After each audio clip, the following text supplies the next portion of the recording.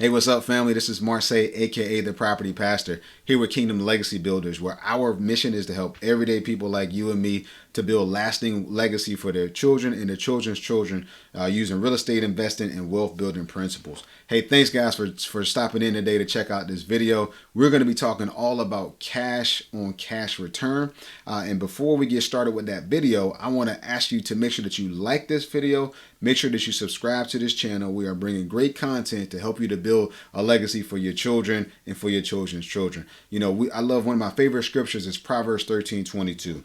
It says that a good man leaves an inheritance for their children and their children's children. Then it says that the wealth of the wicked is laid up for the just. So today I'm going to be teaching you some new principles, and we want to talk all about cash on cash return.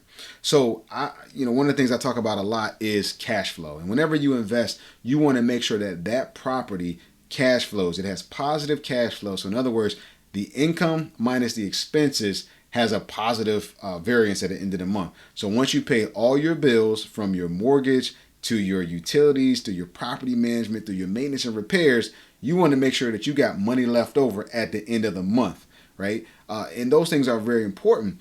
But I want to give you an even more important metric, right? And that metric is cash on cash return. So cash on cash return is a measure that talks all about efficiency, guys. And efficiency really is a way to compare two different investments. So what I want you to start thinking about is not only how do I buy my first house, and how do I buy that first house, but how do I buy the whole block? Right? And cash on cash return will allow you to compare two different investments. And when you look at those two different investments to see which investment is going to give me the maximum amount of money, right, with the least amount of money spent. So I want to get the maximum amount of money earned by spending the least amount of money. That's how you measure those two investments, through cash on cash return. And I'm actually going to walk you today through two different investments so that you can see the difference.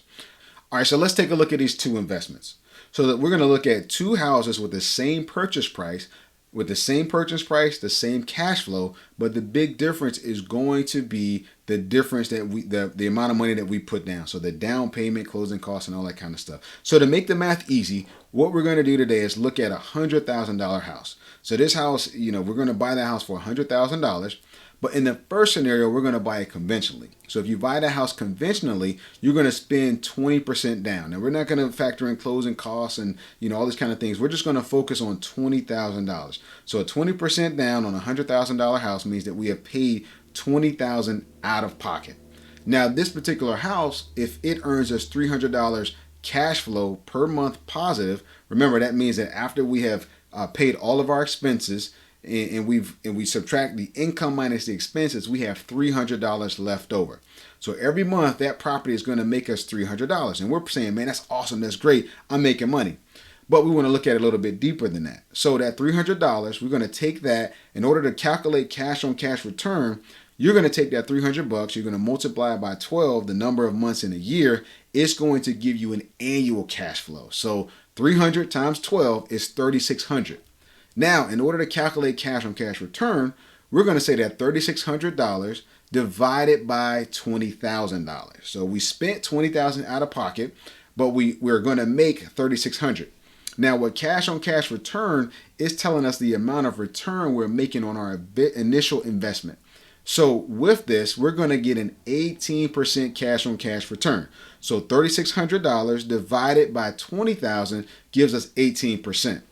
Now, what that means is that it's going to take us about 5.5 years to make our $20,000 back. So every year making $3,600, in 5.5 years, I will have made my $20,000 back.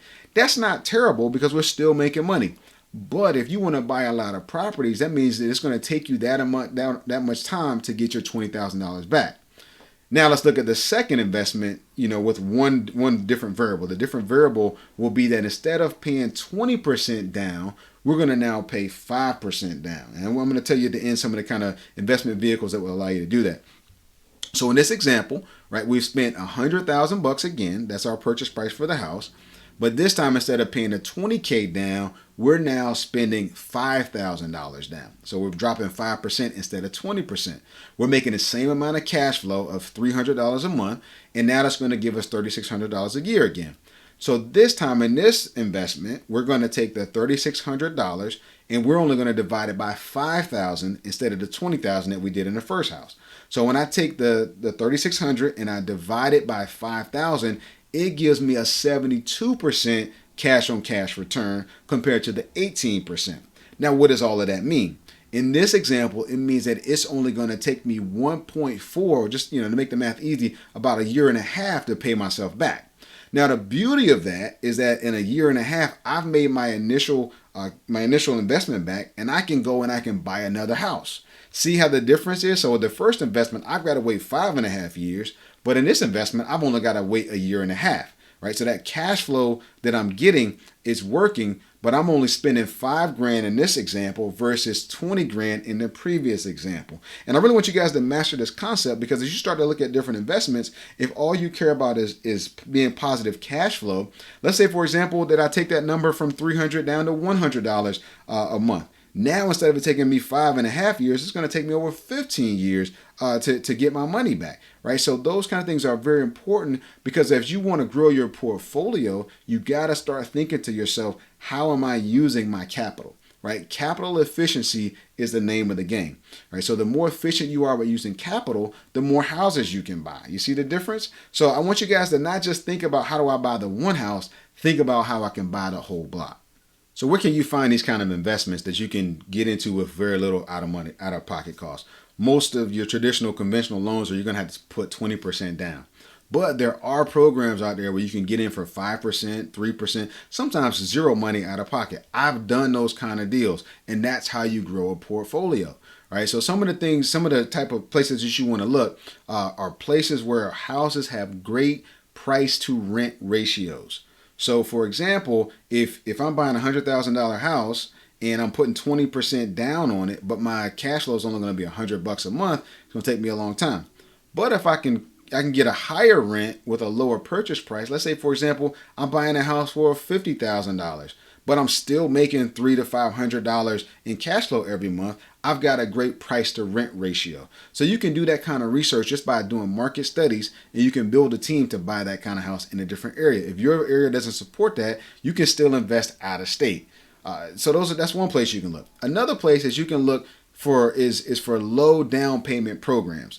Things like first-time home buyer programs, FHA loans. Additionally, you can get VA loans if you've been a part of the military, right? So those programs will allow you to buy a house 3%, 5% down, sometimes even less than that. Now, they do have stipulations in terms of owner occupancy, the amount of time that you have to live in that house as a primary owner. But you can house hack. You can check out my video on house hacking. It'll tell you a lot about that program as well, right? So that's another place, FHA and VA loans. But one of my favorite spots to look at is creative financing. Creative financing are going to be things like lease options. They're going to be things like subject to. And then on top of that, seller financing. Now, these are a little bit more intermediate type of investment vehicles, and you've got to have some different skill sets to negotiate, to find motivated sellers, to structure deals properly and things like that. But I've got a link to that video as well. So make sure you check those out. But I have purchased plenty of properties through lease options, through seller financing, and they've really allowed me to build my portfolio. And lastly, there's the BRRRR method. Now, BRRRR stands for buy, rehab, rent, refinance, and then repeat. Now, the BRRRR method does cost you a little bit of money out of pocket up front, unless you're using, hard money lenders and private money and things like that. You spend money up front, but you can actually get something we call infinite cash on cash return, where you can actually get paid to have purchased and rehabbed the house through forced depreciation. I've got a video on the BRRRR method too. There's a link. Check that one out also. But these are just some areas that I wanted to show you guys where you can really do well through getting some good cash on cash return type of investments. So again, it's great price to rent ratios. There are low down payment programs like VA and FHA. Additionally, creative financing, and then lastly, the BRRRR method. And look, guys, if you got other tools that you've used to help you find great cash on cash return vehicles, I want you to drop those in the comment section so everybody can see and learn together too. Because I'm here to learn. I'm a continual student of learning, and you should be too.